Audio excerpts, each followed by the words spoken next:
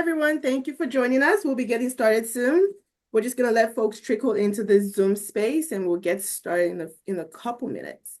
In the meanwhile, I'll go ahead and share my screen and go over some of the information regarding the CME sessions. All right.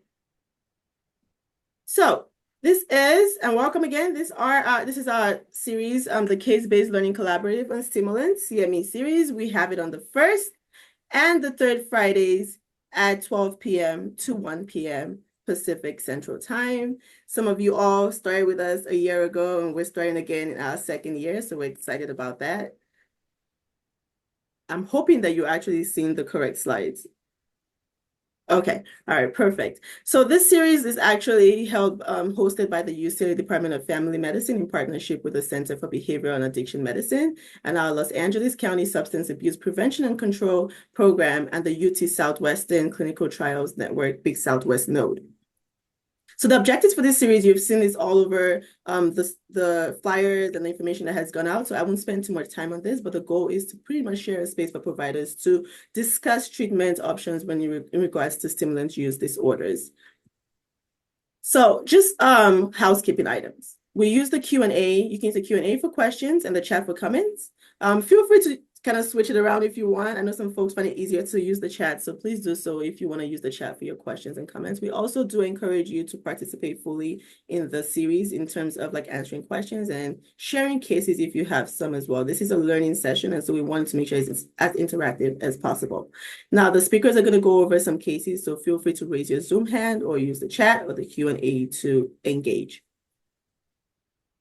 Our CME series are providing obviously credits for this session. Please bear with us in terms of getting you the credits, but there will be evaluations afterwards. So please fill out the evaluations and send any CME related questions to this email, but obviously you'll get another email very soon, which you'll be using to correspond. Closed captioning is enabled, so go ahead and use that if you need to. The upcoming session is on Friday, October 18, 2024 at 12 p.m. Pacific Central Time. And we'll have another engaging session. That information will be sent via email. This is required by our CME providers, so we are going to put this disclosure up here for you to read. And in the meanwhile, I'm going to go ahead and introduce one of the co-chairs for this series, Dr. Julio Meza, to go ahead and introduce our speakers. Thank you very much. And let me see, I'm not muted, right? No. Okay, thank you very much, everyone. And thank you for joining us for this exciting second opportunity to host this series. Okay, today we're really excited in regards to the topic that we are to speak about. We have two excellent experts speaking in regards to this topic. So let me introduce definitely as humble as I can, okay, our two great experts to give us guidance on how to address some specific terminology and way to address patients with substance use disorders, specifically stimulant use disorders. So we have Dr. Micah Hartwell, who is a clinical assistant professor of biostatistics and epidemiology at the Oklahoma State University Center for Health Sciences in the Department of Psychiatry and Behavioral Sciences as well. He's the director of the Office of the Medical Student Research at the OSU College of Osteopathic Medicine at Cherokee Nation. Dr. Hartwell's doctorate is from OSU Research, Evaluation, Measurement, and Statistics REMS program. He obtained additional statistical training from attending Johns Hopkins Bloomberg School of Public Health and the University of Oklahoma in Bayesian analysis, clinical trials, and burden assessment, health economics. He has published more than 200 manuscripts, including 17 of them on the use of person-centered language, which is what our topic is going to, for the most part, center today. And also, we're going to have Dr. Kelly Dunn, who currently serves as the Executive Director of the Treatment for the National Center for Wellness and Recovery, and is a Clinical Assistant Professor of Psychiatry and Behavioral Sciences at OSU Center for Health Sciences. She received her medical degree from the University of Oklahoma College of Medicine and completed her psychiatry residency at OU Tulsa. She enjoys seeing lives transformed with holistic evidence-based addiction treatment, providing not only medication-assisted treatment for addiction, but also treatment for problems that lead to addiction, which, as we know, is something that is a burden for all our patients in a daily basis. Today, both of our great presenters that will be speaking on the first steps in the stigmatizing stimulant use disorder using a person-centered language. So thank you very much for joining us today. Thank you. I'm going to go ahead and share. Well, there's a lot more options now. Screen 2, I think. Does that work, Dami? Perfect. Okay, excellent. So thank you for the introduction, Dr. Meza. I'm going to go ahead and start. First off, I'm not a great presenter. I like interaction and feedback, so conversation is great. I'm going to go through the slides, and then I'm going to turn it over to Dr. Dunn to give some case presentations, and we will just go ahead and get started. Beyond NIH and HRSA research funding, I have no other conflicts of interest or disclosures. And really, we just want to start with acknowledging like words are powerful, and how we talk about people and others are very meaningful. And you know, as researchers and medical professionals, a lot of times we use these words to, I move you guys over there, to classify and arrange. And a lot of times that's great when we're talking about medical procedures and pharmaceutical classes and that kind of things. But when we talk about individuals, that's where it gets a lot more complex, because no person is any one thing. And when we start using labels, positive or negative, there is a significant effect. And that's been shown again and again in research. So when we're talking about person-centered language, we really want to focus on avoiding the negative language. And a lot of times when research has shown when negative labels and stereotypes are used, it actually leads to interrupted performance, impeded teamwork. And when we're talking about that in the world of addiction, we're talking about impeding individuals seeking help from either seeking out that treatment, even following through to make that initial appointment, interrupting treatment as it is ongoing, or just simply impairing trust between either the medical system as a whole or between that patient-provider relationship. And we'll look a little bit more about the intricacies of that. So first, defining stigma. Stigma is a multi-level social construct of labeling, which creates a power imbalance between us and them, resulting in a devaluation of the latter. And a lot of researchers that focus on stigma really refer to this as a cyclical process. First, coming from this external prejudice that's applied to a particular condition or trait of an individual. And that oftentimes leads to stereotypes and labels, especially when more than one person has that. And then, you know, as you work around this hexagonal wheel over here on the right, that leads to unfair expectations and roles, and a lot of times which are unattainable. If you're talking about negative stereotypes, you're talking about maybe being less skillful, ending up with like diminished opportunities, lower paying jobs, which follow or which are followed by social inequities and disparities that often exacerbates those internalized shames, reinforce stigmas that a person experiences internally, which magnifies their shame, leading to all of these things combined, leading to poor health outcomes. So then stigma at the systemic level, which is kind of where we are at when we're talking about people seeking care, really signifies a majority social acceptance, promoting the diminished value that we just talked about, or the autonomy for that individual, and may lead to policies or practices that really reinforce that idea. And a lot of times, I was actually just reading a paper that was published in 2023 that looked at some hospital policies for people with methamphetamine use.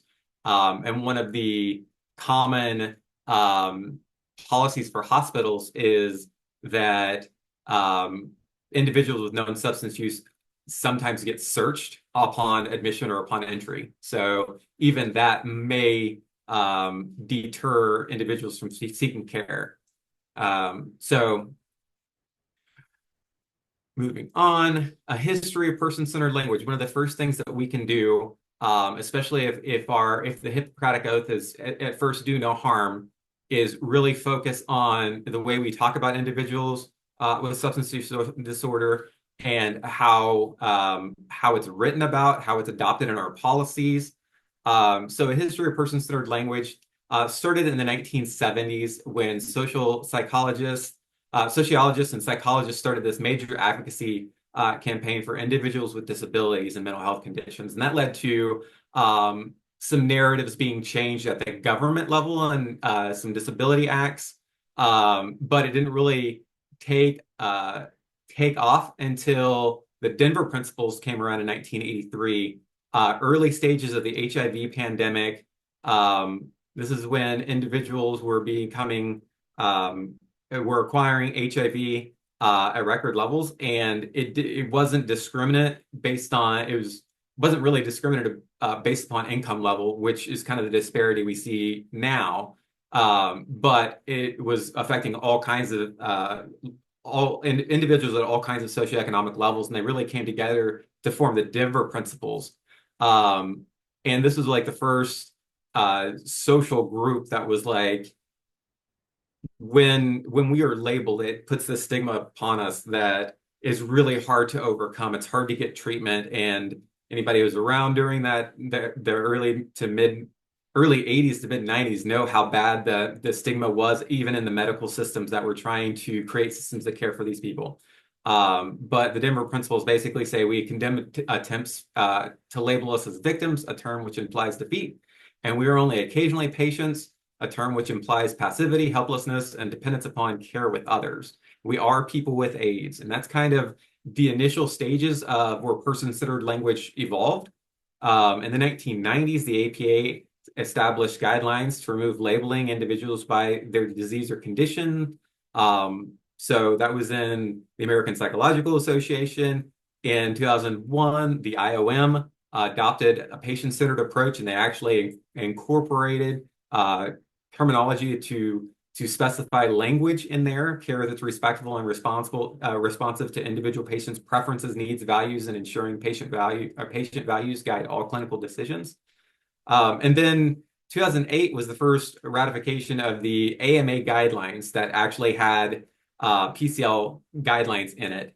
And it really contains three major principles, which is avoiding labeling, avoiding euphemisms, and avoiding emotive terminology. So in my area of research or position in the College of Medicine, I work with medical students a lot, and I try to work within this microcosm to create change.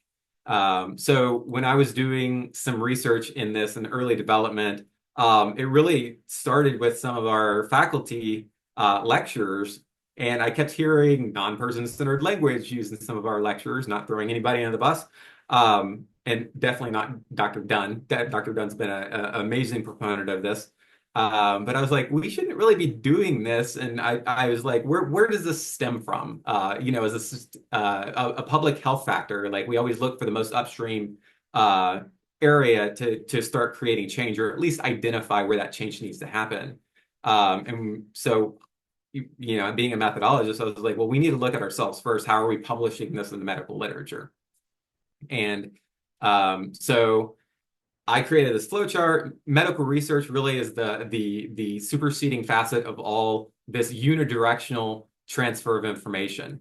And in that diagram, you notice the only red arrow is the bidirectional lines of communication between healthcare professionals and patients, which is really the bridge where we're trying to make that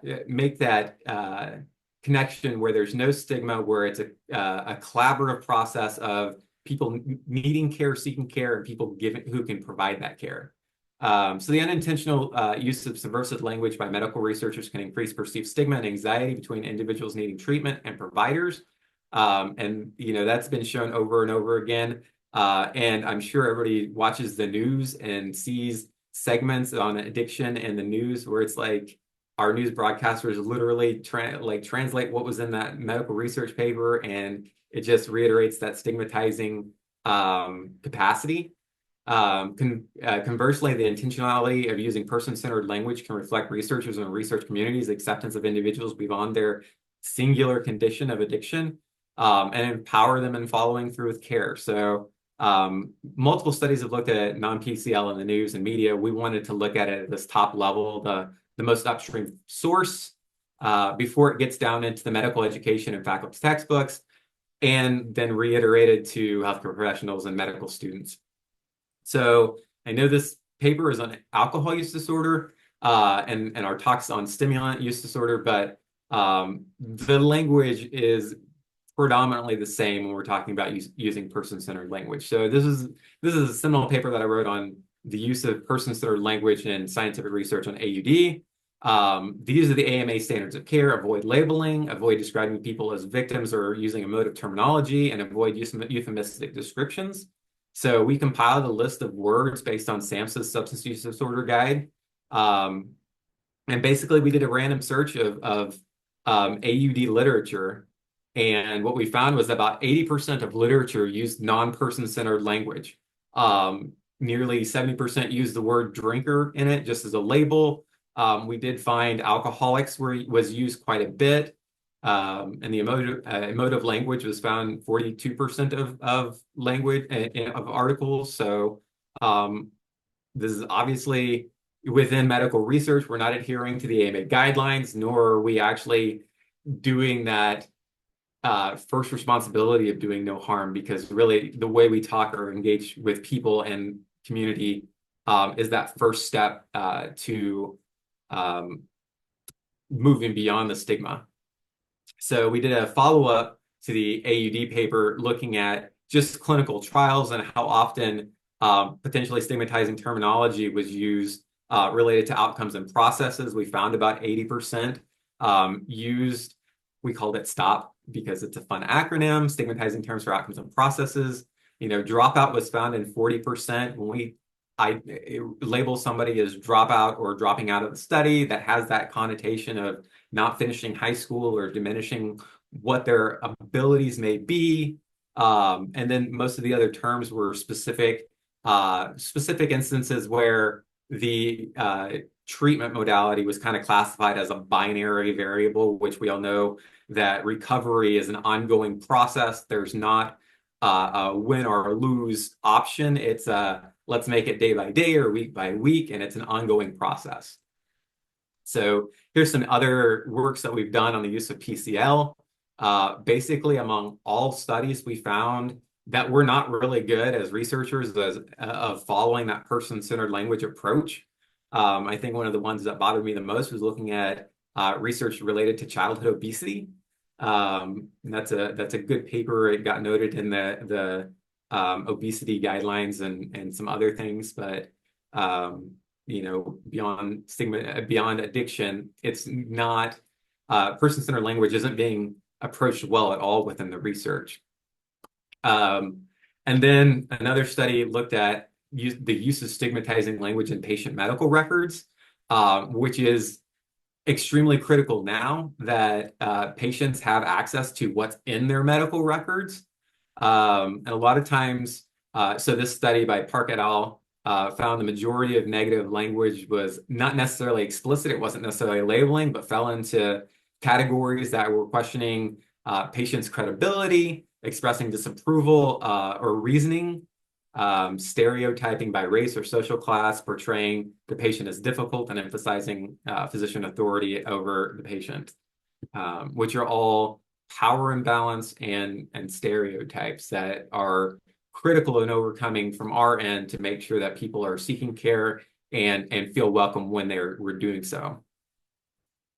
So some studies look specifically at patient outcomes or how using stigmatizing language or the right language actually affects patients. And just to start off, using the right language isn't a matter of political correctness. It affects the core of our interactions.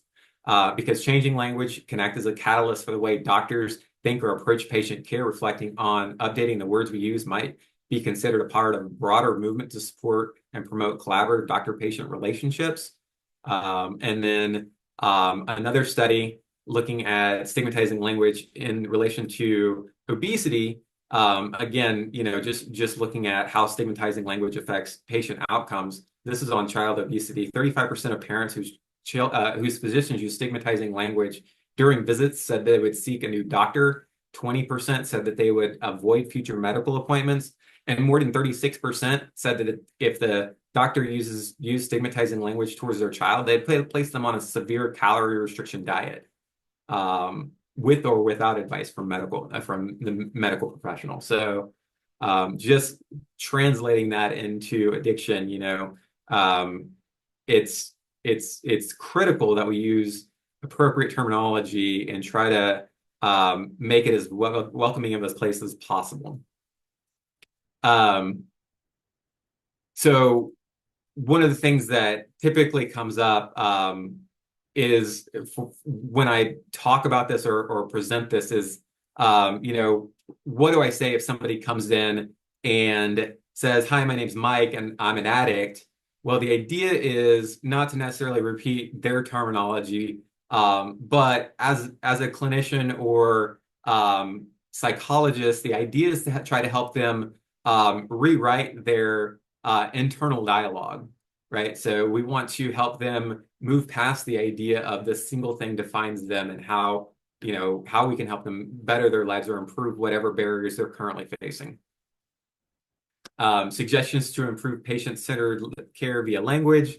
So I just want to include this. I know it's being recorded, so we can all go back and look at this and pause. But if somebody says, they have a stimulant use disorder, methamphetamine use, we really want to use that kind of phrasing directed towards what substance or substance use they're having versus using abuse, misuse, problem use, or other kind of vague terminology, or terminology that implies violence of any kind. So abuse is not really the right word to use. Misuse is kind of a vague. It doesn't really talk about whether it's overuse, binge use,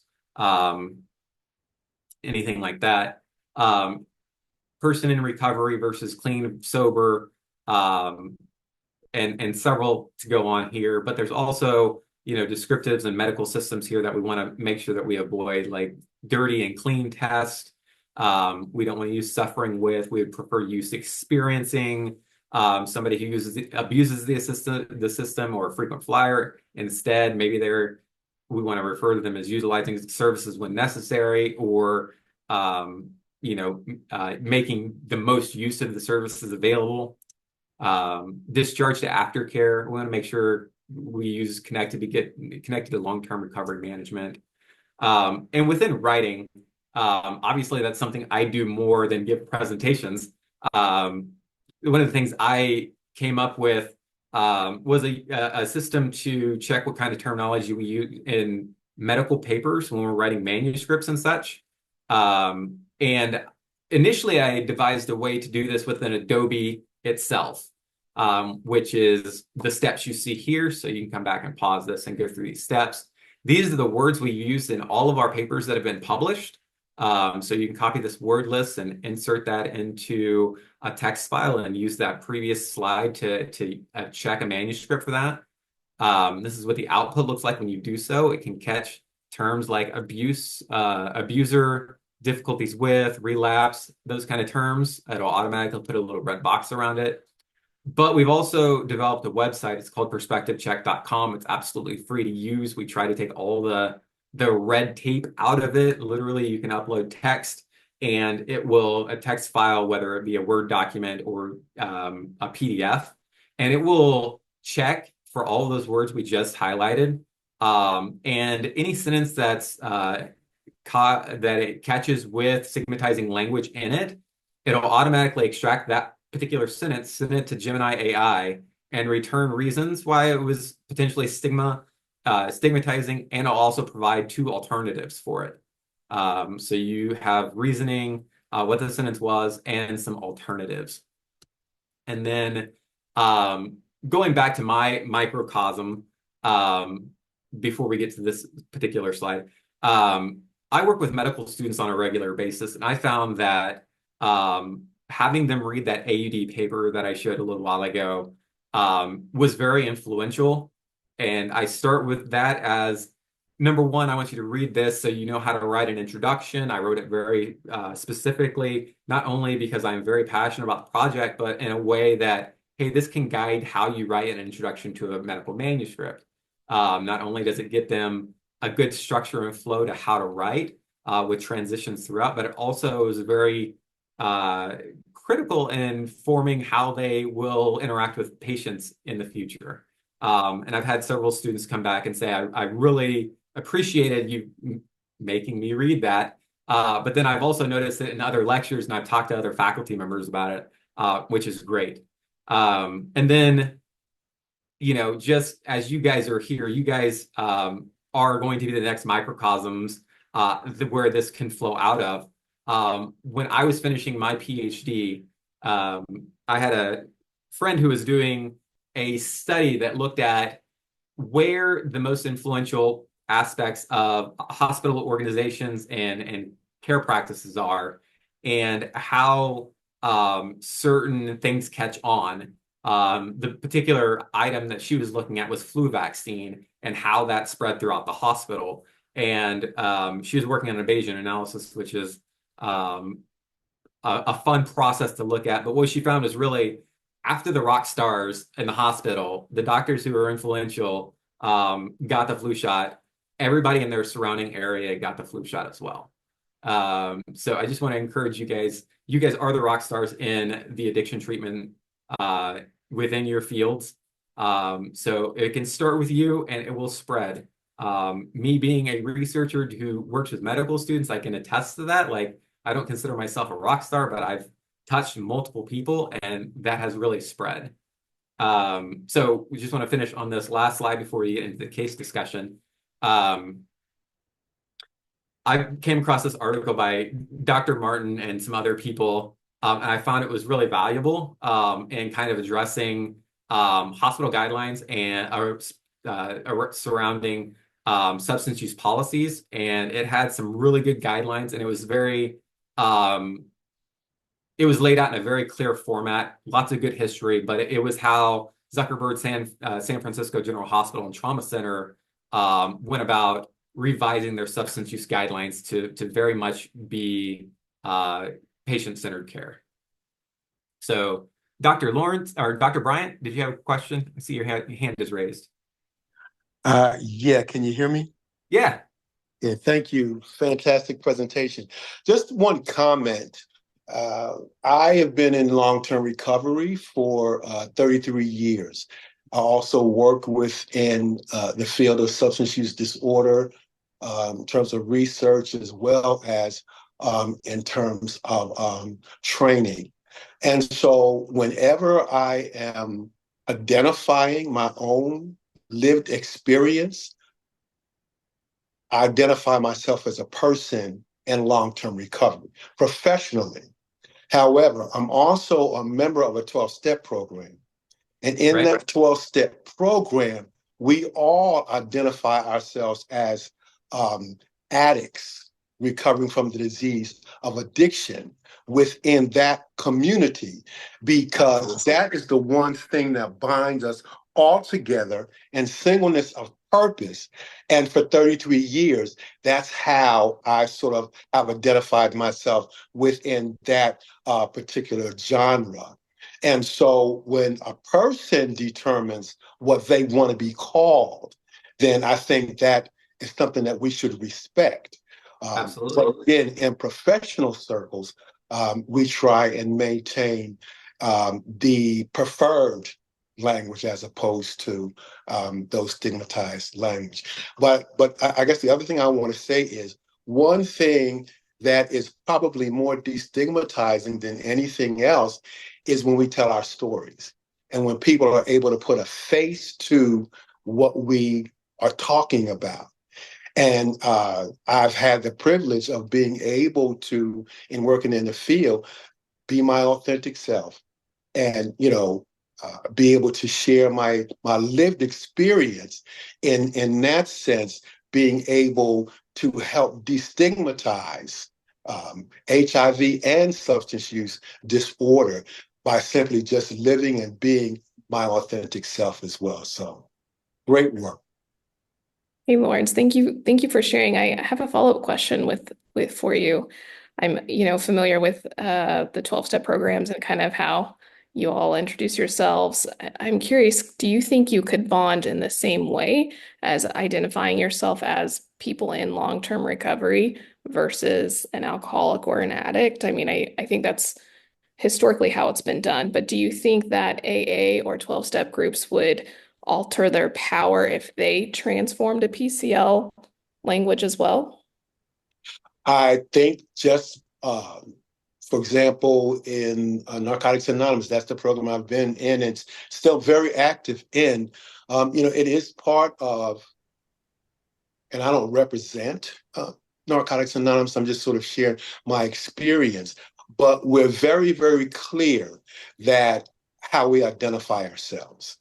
And that clarity is that we are all recovering from the disease of addiction, and we identify ourselves as addicts. And we say that to differentiate ourselves from other 12-step programs, separating from Alcoholics Anonymous, Cocaine Anonymous, those other organizations.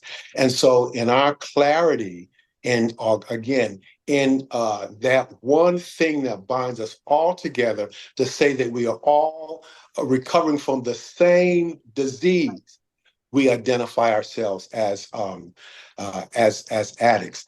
Now, I've really, in working in the field, have expanded myself to understand that we are not the only, we're not the last house on the block. There are other individuals who recover through different mechanisms.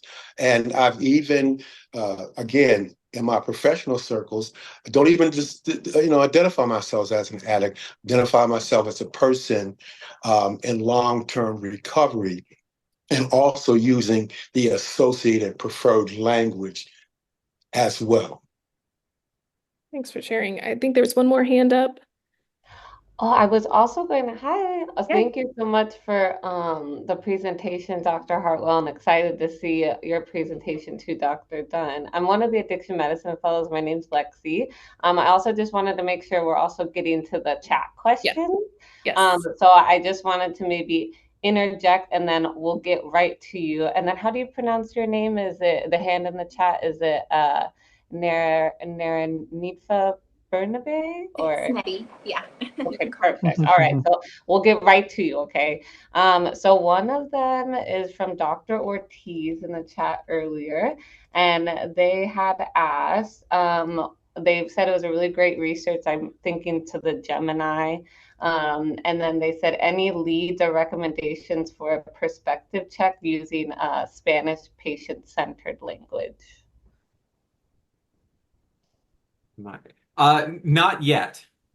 This was an initial idea that me and one of my former GRAs who is in industrial engineering put together. We knew it was going to be, honestly, it's in beta form. It checks for the language that we input. I am more than happy to expand that list to include Spanish language. So if you're willing to help translate, I'm more than happy to add those words to it. I don't know if Gemini will spit back out answers in Spanish, so that would be an interesting collaboration. Yeah, I agree. It's super interesting. Good question. And then there is another anonymous question here. It's, have you encountered any resistance to implementing or encouraging this language in care settings? Do you have any suggestions for how to handle resistance? Well, and that actually might tie into one of our cases. So if we could pause that real quick and we'll present one of the cases and maybe we can all discuss that very important question. Oh, great. Okay. And then one more by Dr. Shoptile. Will these resources be made available for people who might wish to use them as they are writing? The resources as far as the slideshow or Perspective Check. Perspective Check is live, so it's perspective-check.com. It's live. Anybody can use it. No restrictions. So as far as the slides, I think they're on the UCLA website or will be somehow.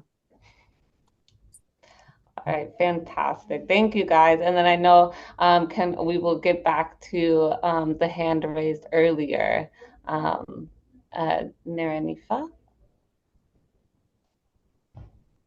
Hi, yes. I was just going to make a comment because I know the gentleman was talking about, some of the, the language that is still used commonly, right, in like AA. And one of the things with us, though, is that we work with a younger population, and we are mindful of the language that we use because it's feedback that we've gotten from our youth of that stigmatization behind like being called an addict, being called an alcohol user. And so I think it's important to highlight, like, depending, I think the setting of where we're working at and who our population is, like, yes, I could see where the older folks that have been in recovery for a longer period of time, that's the language that they're accustomed to. But for us, that for our youth, we're very careful on the language that we use because of that stigma that comes from behind it. And like I said, it's feedback that we've gotten from our own youth of like, how do you feel when you're called an addict? Like, what does that carry? And it's a lot of shame and a lot of like, well, yeah, if it's coming from adults, why would I want to talk to you if you're calling me an addict and using these terms? So I think it's definitely one of those things where I think it really does depend on the setting that you're in and who you're providing services. And I just wanted to make that point.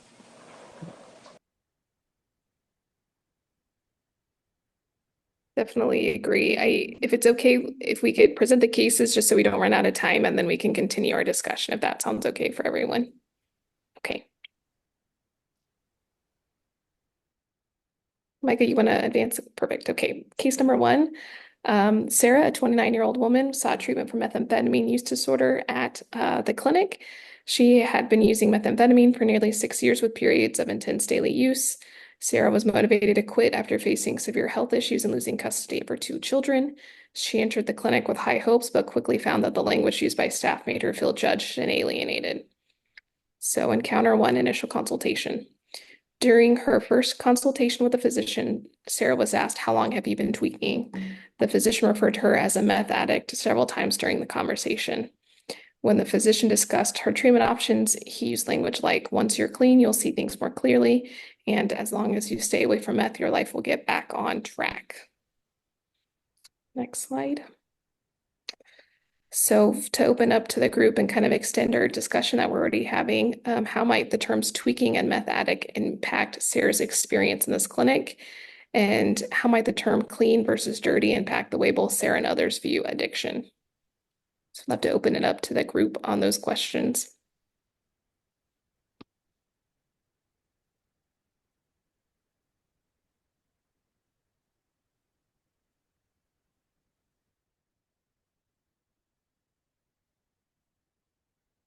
You can type in the chat or raise your hand, and just kind of hearing how often you guys are hearing these terms in your practice or interaction with others as well.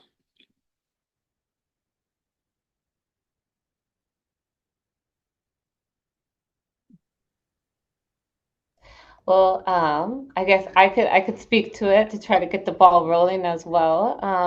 But yes, I think so. Someone, Dr. Tariq had mentioned absolutely unprofessional, and that the stigma the language uses absolutely judgmental, and that usually tweaking and meth addict are more negative connotations, and especially for just hearing it, I think it's very dehumanizing. And so, but I know Dr. Mesa, your hand is up. So. Yeah, thank you very much. Yeah, no, definitely. There are terms that have really important connotation for our patient population, right? In some occasions, that might make them a little bit more guarded in regards to what they are to share, especially these terms being utilized right here. Being that said, I do see some occasions myself finding and utilizing some terms, maybe not these specific ones, raising the example, right? Uh, Verbiage that some of my patients utilize, but it's something that they have expressed prior me even mentioning. For example, I remember when I was a fellow, one of the things that I had more difficulty for people to understand, maybe it's my accent, who knows, I will ask, okay, so do you feel like you're withdrawing? And most patients will look at me like, what are you saying, guy, right? But then I noticed that some of them, even before I will say that, right, as I just listen and engage into the conversation in fully, more than me trying to ask questions beforehand, I noticed that they will use more and more frequently the word kicking. So based on the patient, some occasions give me that hint after I have listened to the full conversation on how their history of substance use disorder went, and they will mention the word kicking before I even mention it, then I will use it. So do you feel that this is your regular kick? So pretty much it did allow me for a more open conversation as I use the same language that they utilize. Now, definitely will not come first exploring those specific type of languages. So as definitely it was mentioned before me, I learned over time that one of the things is definitely the way in which we express ourselves about patients in between all the profession and the professional realm that we live definitely has to be of the utmost respect. And same when we approach patients as well. But in the same token, there will be some patients in which they will be, if they have a specific way to express themselves, it's better to talk in the same terms so we don't have any specific discrepancies on the information that we get. Being that said, definitely utilizing any specific dehumanizing language might not, definitely is not appropriate. Okay, so I don't know if that makes sense. Yeah, no, I think that's a good comment, just the language that patients use. And we know that self-stigma is also a huge reason patients don't seek care. So I think it's definitely a dance of kind of using some of these terms and then slowly updating to some of the non-stigmatizing terms. It is a bit of a dance so that the communication still happens. I saw another hand earlier. Did they?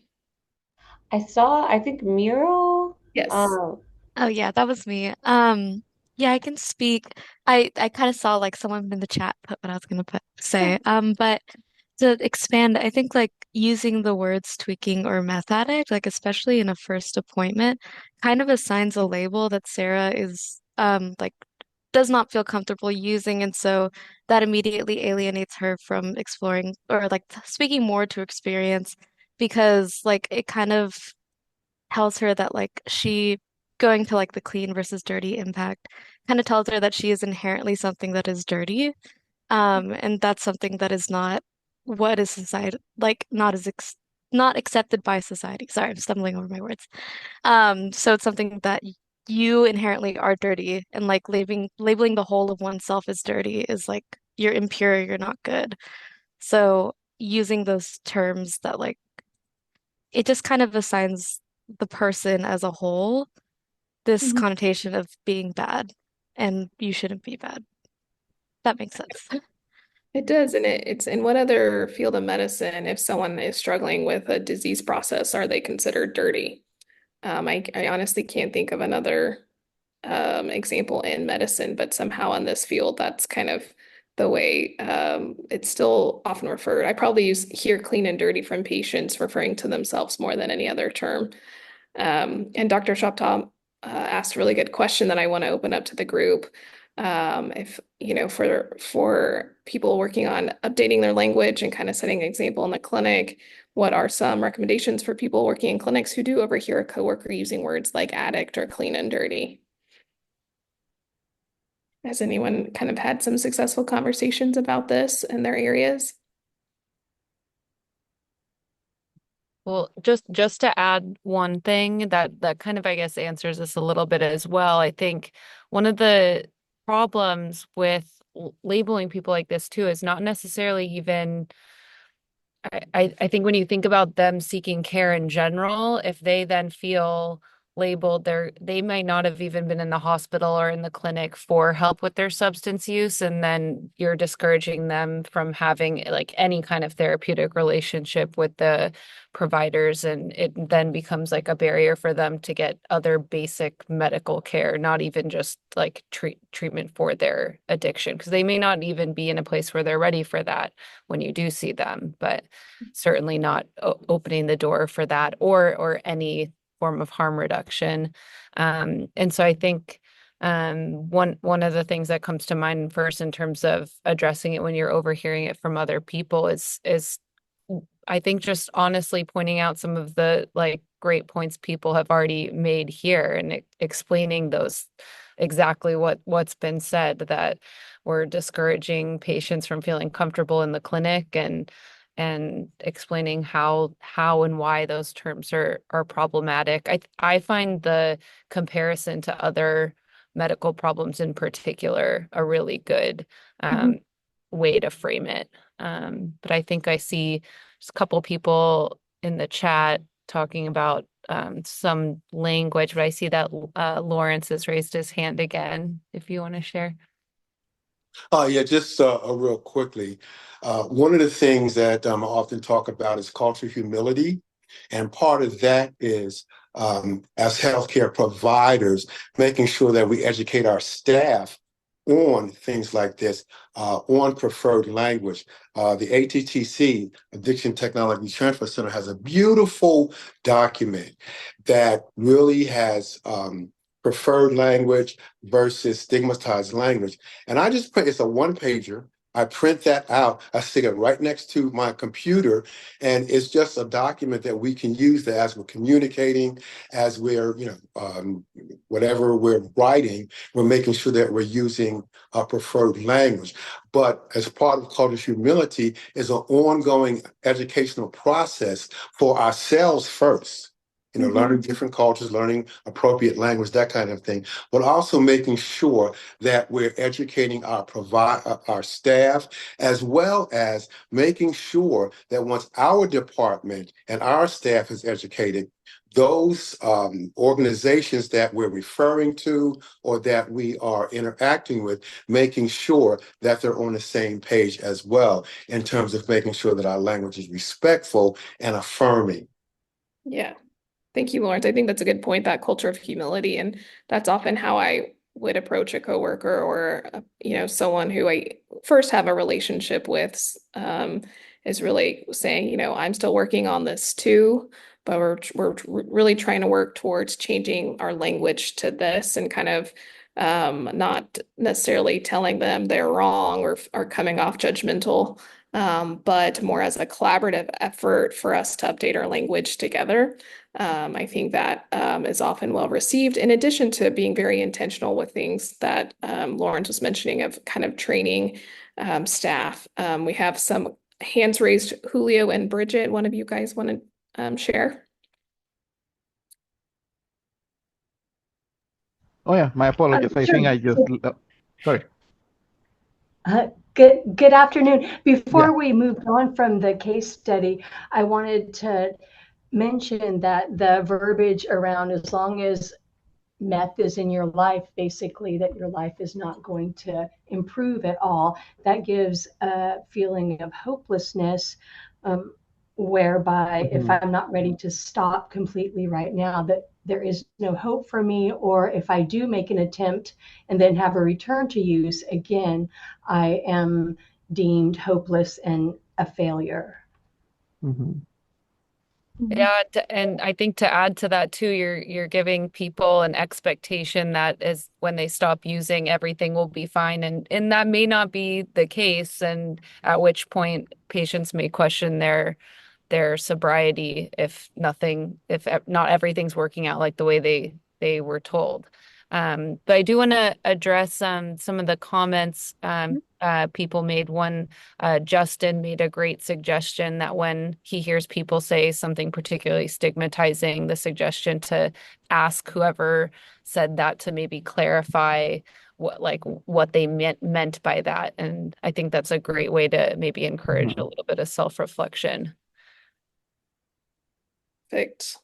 Well, and as we kind of discussed, tweaking in meth made her feel like her identity was reduced to her drug use. Some comments several you guys have made, and how we really work on separating the value of the individual from their pattern of use, that those are not directly tied together.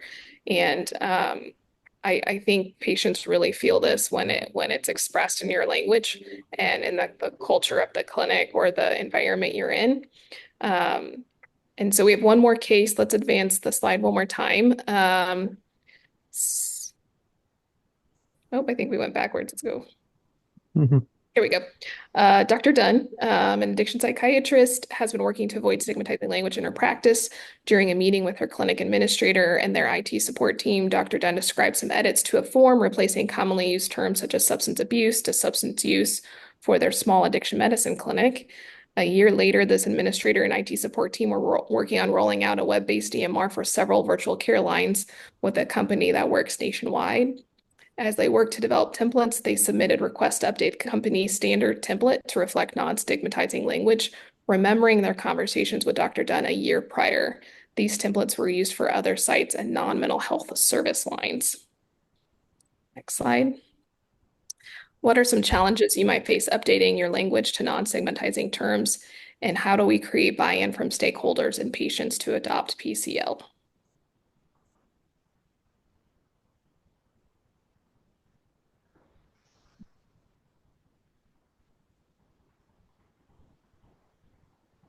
I just wanted to make a comment about the second one. Hi, everybody. I'm Felipe. I guess I can turn my video on so you can see my face when I'm doing it. For the second bullet point, buying in from specifically from patients about adopting PCL, I think that or for everyone, I think when we're addressing stigma for anything, right? If you're talking about like structural racism, structural inequality, all these different things, I think we can all understand like the negative health effects of all these things. And yet we also want to do it in a way that doesn't isolate us from the person that we're talking to. So making sure that it's in a setting that people feel like they can be heard. And I think that we talk about like, I think that some of the examples that Julio was giving and that Kelly that you gave too are excellent in that you want to ask people and make sure that they feel safe. You try not to accuse them, but also understanding like there are certain moments that just like it can be hard to bring these things up. And especially with patients, right? Like if you're a doctor and you're seeing them in your white coat and your tie, and you go and they say a term about themselves and they say like, I'm finally clean for 2 weeks. And you're like, don't say that word clean. You shouldn't be using the word clean because it's not just making sure that we're being humble in our own approaches and realizing that everybody who's coming to these conversations is coming with their own set of experiences. And I think that, sort of the comments that people were talking about how some youth don't like the term addict and some people do like the term addict, or they like the term alcoholic or don't. I think that we have to be humble to the fact that what our worldview is just not what everyone else's worldview is, and that we should be working together with people to be able to address these issues. And especially the patients that are struggling with substance use, having their doctor tell them what words they're supposed to use can oftentimes feel very, very isolating. So I oftentimes let my patients dictate the tone of a conversation rather than tell them how it should be. And I think that that's an important thing for us in the medical establishment, understanding our power, that we shouldn't be trying to like minimize them more by doing that too. Yeah, that's a good point. I think language really reflects thought processes and culture, right?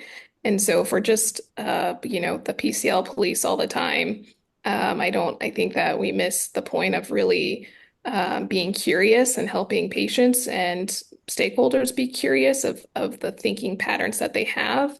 And so when it's appropriate, you're more not just telling them what to say, but helping them reflect on how they think and how they view the world. And not every situation is great for those conversations, right? So absolutely, you kind of have to read the room a little bit. Dr. Shoptaw mentioned mindfully slowing down language when speaking with patients and staff members, and it advanced on me. Slowing down helps me lead with words the person with nicotine addiction or a person who smokes cigarettes instead of smoker. Absolutely. We have a comment. Sometimes colloquial language gets in our way too. Many people often use guys in a term to refer to groups, but it's not gender neutral, as an example. And exclusive people that maybe identify as female or doesn't identify on the binary. Folks, people, participants, or other gender neutral terms provides more inclusive interaction. Absolutely, that's a good example again of just how language kind of can impact the people we are in. And again, I think the research is what is supporting that these words affect outcome. And so that's why even if patients are using this language, I think there's opportunity for us to update that for them to help them think about that, to help them view themselves differently, because self-stigma is driving so much lack of access to care. But again, you know, it's about developing that relationship. Um, got some hands raised in the audience. Miro? Yeah, hello again. I had a question. So there's a lot of times where I tried to like talk to others about using destigmatized language, not just for like substance use, but also gender neutral language. And a lot of the responses I get is like, everyone is too offended these days. How would you guys navigate that conversation? Or like, do you have any recommendations? Especially because I'm quite young and a lot of people assume that I get offended by everything. I have gotten this comment several times because I usually throw in some kind of slides about stigma in most of my presentations, no matter what the topic is. And I always have some comments about that. Um, and usually it's after the fact, so I don't get a chance to actually like have a conversation with that person. It's usually like in the reviews where they're, you know, telling me how they really feel. Um, but I like to compare it to, okay, let's say, you know, diabetes is kind of something most people know something about. And if there was a research study that promoted a certain practice in diabetes treatment, like maybe a new medication that there was research that this helps diabetes, then if you presented that to usually the groups I am talking to or other clinicians, they wouldn't make a comment of people are offended by so often we shouldn't be using new drugs, right? Because the evidence is supporting this new standard practice. And so I, again, try to make this kind of comparison in the other field of medicine. The research is supporting this language is impacting outcomes, right? So whether someone's offended or not, we know that the research is impacting outcomes. Therefore, it makes it important. And you know, sometimes that will help them question kind of their thinking. Other people, it won't, and that you know. It is what it is. But sometimes, again, if I can create an analogy in another field of medicine that's so easily adopted to this particular case or to addiction medicine, it tends to often have a positive effect. But anyone else on the call that might have any comments on that? I know we have a lot of people who I work in this actually, field, oh, so sorry, Dr. Dunn. okay. Lawrence brought up a really good point also, in the fact that like unspoken language can be used, such as images in our waiting rooms, websites, and then you know, they can also impact clients' perception of the organization, based on like a lack of inclusivity. So that's also, yeah, something that I thought was really interesting. Dr. Mesa? Yeah, so another thing definitely is, uh, definitely as humans, right? I don't think we have bad intent on occasions when having a conversation. So in my case, I always go from the standpoint of clarifying what they meant with the term, even if to me is clear. I always want to make sure that I'm not misunderstanding anything, whatever I had said. For example, one of the classic ones that I bet all of us we have listened to, it's drug-seeking behavior, right? So everyone has heard that term, right? Well, this patient is showing some drug-seeking behavior. So oftentimes I ask, what can you define to me what drug-seeking means? And it's, well, pretty much is the idea of coming here to get a medication. And then, as well mentioned by Dr. Dunn, I try to find an analogy, right? And it's like, for example, and I ask, have you ever had a headache? Well, yeah, it has happened to me. Okay, when you had a headache, I'm assuming you either did something or took something to provide that relief. And I just saw the comment on the on the chat as well that someone said relief seeking, right? Because at the end of the day, a person with a substance use disorder, like any other chronic condition, we're just looking for relief to the symptoms that we're perceiving and endorsing at that moment in specific in time, right? Just like a headache. If I have a headache, I'm going to look for relief, which it can be the Tylenol, ibuprofen, or whatever the case may be, right? Is that drug-seeking behavior? We can call it the same, right? So it's a perfect analogy to actually look into some terms that are completely not utilized in appropriate fashion just because we have this perception about some specific group of population that we address. But definitely one of the first things I'd like to do is to clarify the term. What do you mean by that? Can we find a nice analogy to go by? And can we agree to a medium term? Maybe not agree at all, but at least we had that conversation. I love that, Dr. Mesa. One of Dr. Hartwell's earlier slides defined stigma as things that make us us and them, and then devaluing the latter group.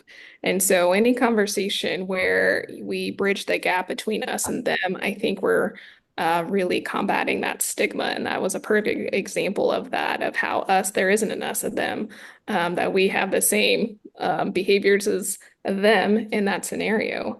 And I think that is what drives the empathy and then decreases stigma.